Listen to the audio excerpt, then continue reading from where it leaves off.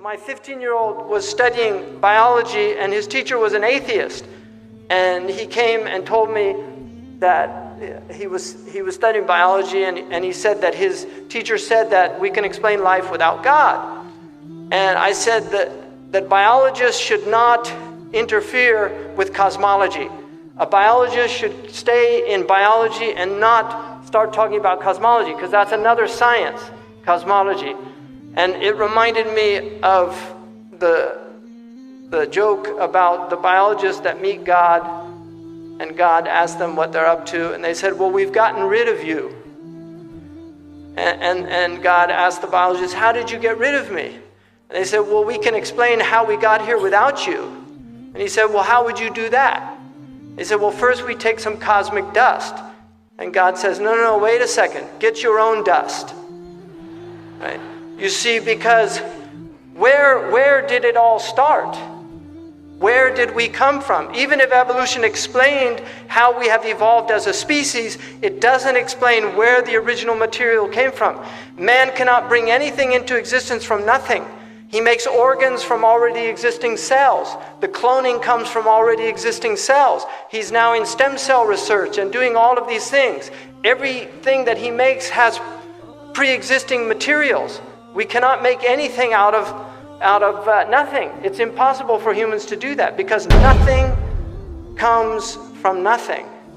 And this is why my own teacher said, كَذَبَ الْمُلْحِدُونَ. The atheists are liars. الْعَدْمُ لَا يُوجِدُ الْوُجُودِ. Non-existence cannot bring existence. الْفَوْضَى لَا يُكَوِّنُ النِّظَامِ. Anarchy or chaos cannot bring order into existence. الْجَهِلُ لَا يَلِدُ الْعِلْمِ. Ignorance cannot bring knowledge into existence.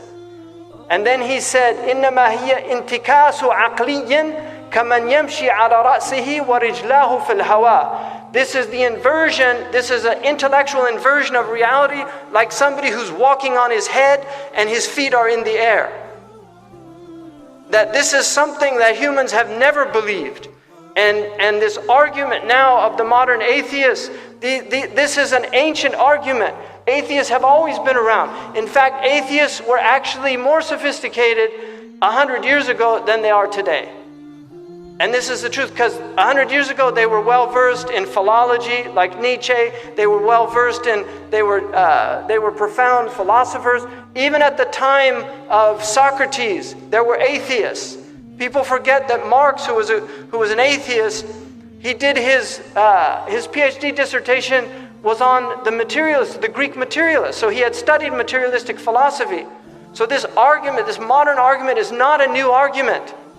It's a very old argument, and our scholars dealt with this argument extensively, but people don't read their books anymore. And one of the simplistic views of some of these modern Muslims that deny theology and the tradition of theology, they have no response to these new atheists.